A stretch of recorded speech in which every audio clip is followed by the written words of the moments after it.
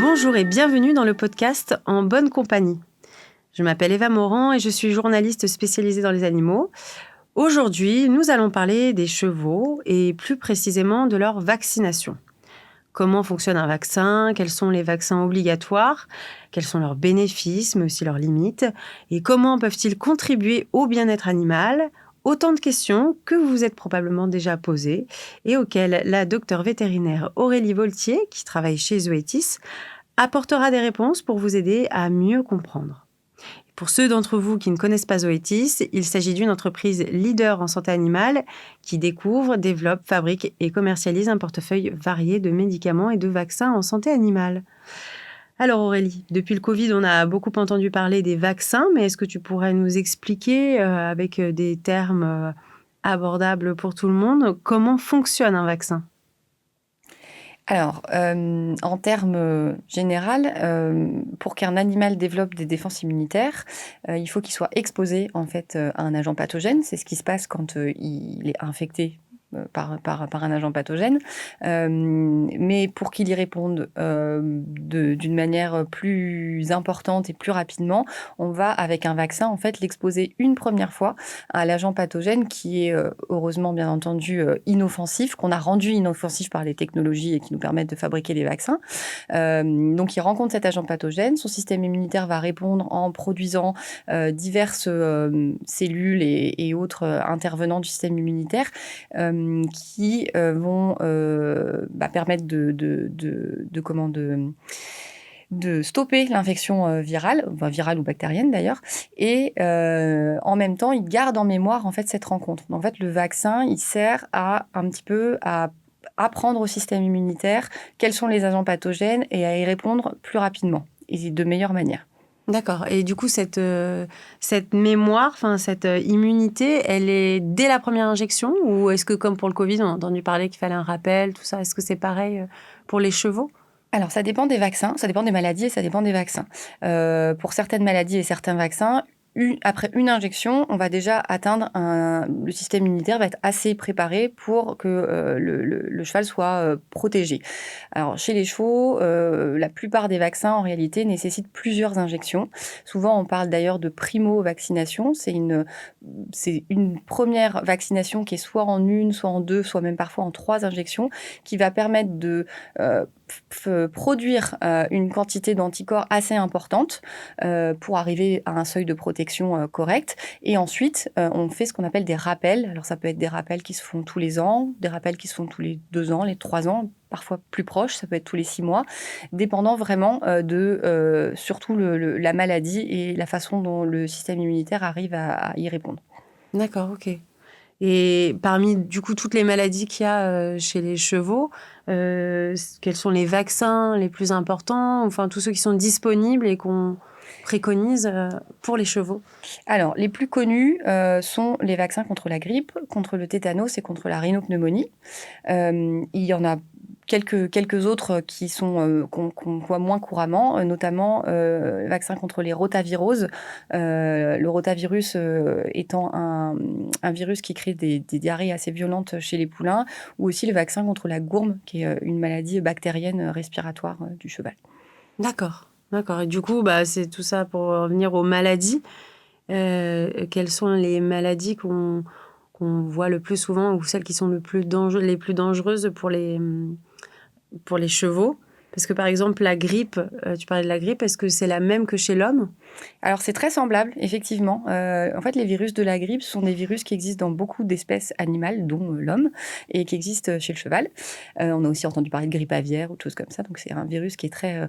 Heureusement, c'est pas les mêmes. Donc, il y a des barrières d'espèces qui fait que les êtres humains peuvent pas attraper la grippe du cheval, etc. Heureusement. Mais voilà. Mais il y a effectivement un virus de la grippe chez le cheval qui crée des symptômes qui sont assez semblables à la grippe qu'on a chez l'humain. Donc, de la fièvre, une grosse fatigue et des symptômes respiratoires qui ne sont pas toujours les plus marquants, mais des symptômes respiratoires. C'est une maladie qui est rarement mortelle, sauf si c'est des très jeunes animaux ou des animaux qui ont une maladie concomitante ou alors des animaux très vieux. Par contre, c'est une maladie qui entraîne quand même une convalescence assez longue et sur laquelle il peut y avoir des complications. D'accord. D'accord, ok. Et le tétanos? Alors le tétanos, lui, c'est pas un virus, c'est une bactérie cette fois, qui, en fait, c'est une bactérie qu'on appelle ubiquitaire, c'est-à-dire qui est présente partout, et qui a une forte affinité pour les plaies. Et quand elle se retrouve dans une plaie, en fait, elle se met à se multiplier et à produire une toxine qui va attaquer le système nerveux du cheval et ça va le paralyser. C'est pour ça qu'on appelle la maladie tétanos, parce que ça crée de la tétanie, en fait.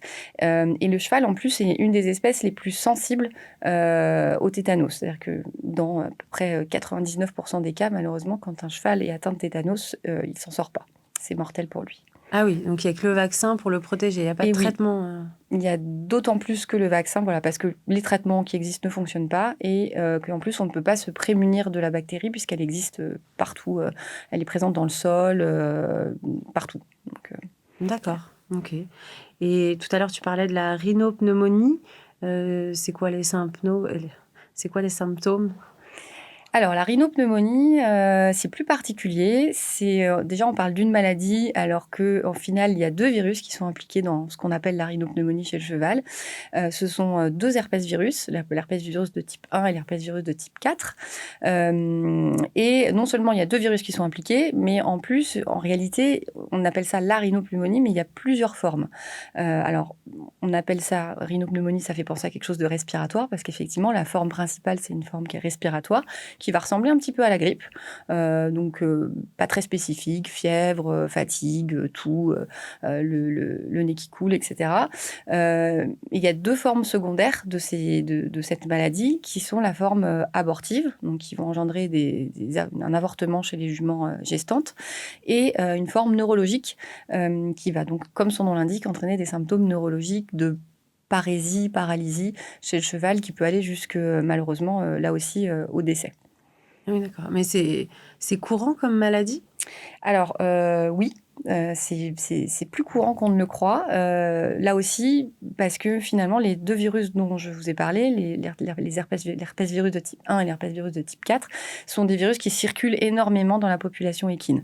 Donc, en fait, les chevaux sont régulièrement exposés à ces virus-là.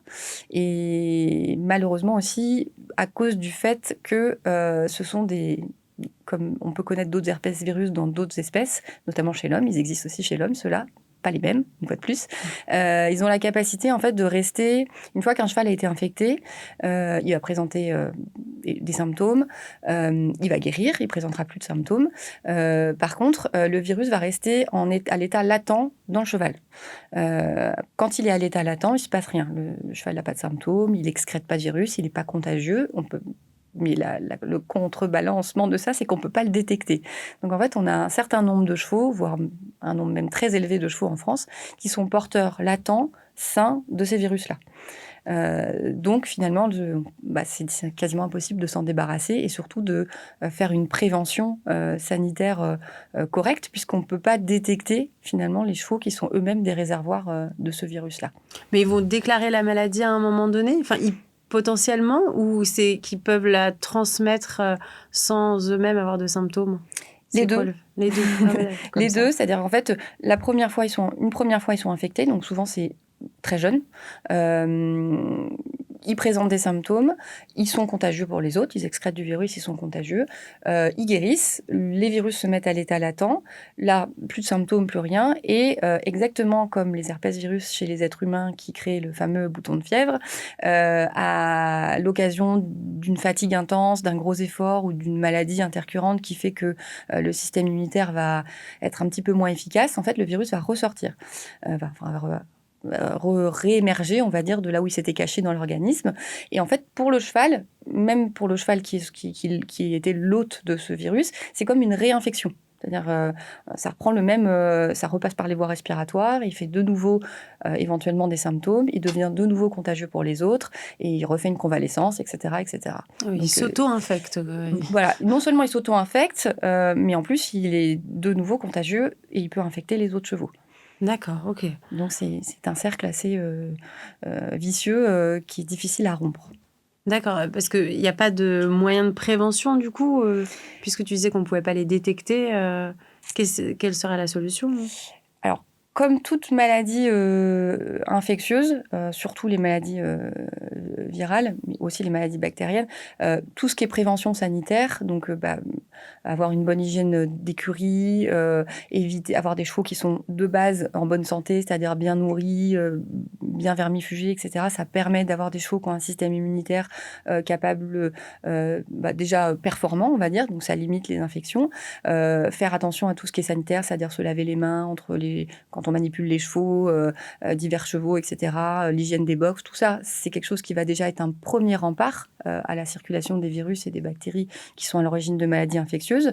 Mais malheureusement, ce qui est important aussi, c'est quand on fait rentrer un nouveau cheval dans une écurie, dans toute maladie infectieuse, il y a une période d'incubation. C'est-à-dire qu'en fait, l'animal est infecté mais ne présente pas de symptômes. C'est pour ça que quand un nouveau cheval arrive, même s'il a l'air en pleine santé, il faut toujours le mettre ce qu'on appelle en quarantaine, c'est-à-dire à l'écart des autres chevaux pour éviter qu'il introduise un virus ou une bactérie dans l'effectif dans lequel il arrive. Au bout de 2-3 semaines, généralement, toutes les périodes d'incubation des maladies infectieuses sont passées. S'il ne présente toujours pas de symptômes, on peut l'introduire. Ça marche avec beaucoup de maladies infectieuses. Ça ne marche pas avec les herpesvirus, puisqu'on a dit que de toute façon, les chevaux pouvaient le porter à l'état latent. Donc, on ne va pas les laisser en isolement 6 mois, 1 an, en attendant que potentiellement le virus ressorte. Donc, c'est la raison pour laquelle, pour la rhinopneumonie, la vaccination est d'autant plus importante. Parce que finalement, on sait, de par ce fonctionnement-là, que tout ce qui est prévention uniquement sanitaire ne va pas suffire. D'accord. Et parce que la vaccination, finalement, est-ce qu'elle va être efficace à 100%? Enfin, donc, elle ne va pas être efficace à 100%. C'est ça que tu veux dire par là? C'est que ça ne va pas suffire? Alors, les mesures sanitaires, c'est une première chose. Ensuite, il y a la vaccination qui va grandement aider à prévenir la rhinopneumonie. Mais là aussi, il faut être bien conscient que c'est pas le cas pour toutes les maladies, mais pour la rhinopneumonie, la vaccination ne prévient pas la maladie à 100%. En fait, le fait de vacciner, ça va limiter le risque d'infection. Donc, il y a quand même moins de risques que le cheval soit infecté, mais il peut quand même être infecté. S'il est infecté, par contre, le fait d'être vacciné, ça va lui permettre de quand même avoir une réponse immunitaire qui est meilleure. Donc, il va guérir plus vite. Les symptômes vont être moins marqués et il va guérir plus vite. C'est une forme moins grave. Exactement, ça va faire une forme moins grave. Et en plus, ça va aussi permettre d'avoir moins de réplication du virus. Donc, le cheval va moins excréter de virus, donc il va être moins contagieux pour les autres. D'accord. Encore un avantage de la vaccination. Et en dernier lieu, le fait d'être vacciné et donc d'avoir un système immunitaire qui est déjà préparé, le cheval il y aura moins de ce qu'on appelle de virémie. Alors la virémie, c'est quand le virus, qui dans le cas de la rhinopneumonie est rentré par les voies respiratoires, se retrouve dans le sang. C'est ça qu'on appelle la virémie. C'est qui passe d'un organe à un autre. Voilà. Tous les agents pathogènes ne sont pas capables de se rendre dans le sang. Il n'y a pas toujours de virémie. Mais avec certains, oui. Les herpesvirus peuvent le faire. Et une fois qu'ils se retrouvent dans le sang, ils peuvent aller contaminer d'autres organes que le système respiratoire. C'est à ça que sont dues les 2 formes secondaires dont j'ai parlé tout à l'heure, la forme abortive et la forme neurologique. Pour que les virus se rendent soit dans le système reproducteur, soit dans le système nerveux, il faut qu'ils passent par le sang. Et le fait d'être vacciné, ça va grandement quand même limiter la virémie. Donc, ça va limiter le risque d'avoir une forme secondaire qui est quand même beaucoup plus grave que la forme primaire respiratoire. Donc, même si le vaccin ne protège pas à 100%, il a une utilité déjà à l'échelle individuelle quand même. D'accord. Et d'ailleurs, en France, du coup, les gens sont sensibilisés à ça? Est-ce que la couverture vaccinale est importante chez les chevaux qui sont en France? Alors, pour la grippe, oui, la couverture vaccinale est relativement élevée parce que la vaccination est obligatoire en fait pour la majorité des chevaux. En fait, tous les chevaux qui participent à un rassemblement sont obligatoirement vaccinés contre la grippe. Donc, le fait d'être obligatoire, ça sensibilise forcément. Et puis surtout, c'est obligatoire, on n'a pas le choix. Pour le tétanos, il y a 2 choses. C'est que quand même beaucoup de gens sont sensibilisés au fait que c'est une maladie qui est très dangereuse pour le cheval. Et en plus, très souvent, les vaccins grippe en fait, sont associés au vaccin tétanos. C'est-à-dire c'est dans le même vaccin. Donc, comme la grippe est obligatoire, beaucoup de chevaux sont aussi vaccinés contre le tétanos. D'accord. Pour la rhinopneumonie, on est dans une configuration totalement différente. Il y a eu pendant très longtemps aucune obligation vaccinale. de vacciner contre cette maladie-là. Et la sensibilisation n'est pas forcément quelque chose qui est facile à faire, parce que c'est une maladie qui est quand même un petit peu compliquée. Donc, le taux de vaccination est estimé avant que les obligations vaccinales étaient à peu près de 20-25%. Ah oui, c'est pas ce qui beaucoup. est très peu par rapport effectivement à la grippe et au tétanos. Et depuis quelques années, il y a une succession en fait d'obligations vaccinales qui ont été mises en place par diverses instances. Ça a commencé pour les chevaux de course, ensuite ça a été le cas des jeunes chevaux de sport, et là plus récemment c'est les chevaux de sport qui participent à des compétitions en niveau pro, eux aussi maintenant doivent être vaccinés contre la rhinopneumonie. Donc on augmente petit à petit le taux de vaccination grâce aux obligations vaccinales, mais il reste relativement faible, puisqu'on est aux alentours de 30% en France. Donc, c'est malheureusement un taux de vaccination qui ne permet pas d'empêcher les virus de circuler. Puis cette obligation, finalement, c'est surtout pour ceux qui participent à des rassemblements. Mais le tout venant, la personne, le propriétaire qui a un cheval ou des chevaux dans son jardin, lui, il n'est pas soumis à ces obligations, du coup? Non, effectivement, parce que pour la grippe, c'est un petit peu plus large, mais pour la rhino, c'est vraiment chaque instance sportive en fait qui a mis en place des obligations. Donc les chevaux qui ne participent pas à ce genre participent pas aux courses ou participent pas à des concours, effectivement, n'ont aucune obligation d'être vaccinés.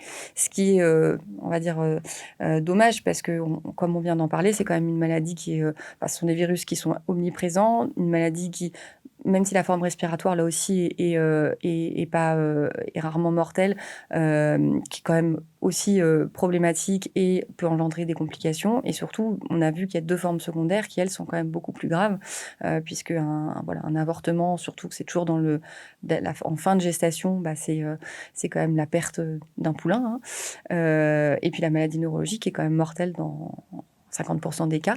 Donc, c'est effectivement assez dommage qu'il n'y ait pas plus de chevaux qui soient vaccinés. D'autant plus que, je ne l'ai pas abordé tout à l'heure, on a parlé de protection individuelle, mais on peut faire, quand on parle des herpès virus et de la rhinopneumonie, on peut faire un petit peu un parallèle, même si on ne peut pas le faire complètement, avec la pandémie de Covid qu'on a eue il n'y a pas si longtemps. C'était un peu le même fonctionnement, c'est-à-dire que les gens qui étaient vaccinés, il y avait une forme de protection individuelle. On disait que du coup, ça permettait d'avoir des formes moins graves et surtout, ça permettait d'être moins contagieux pour les autres, exactement comme j'ai expliqué tout à l'heure pour la rhino.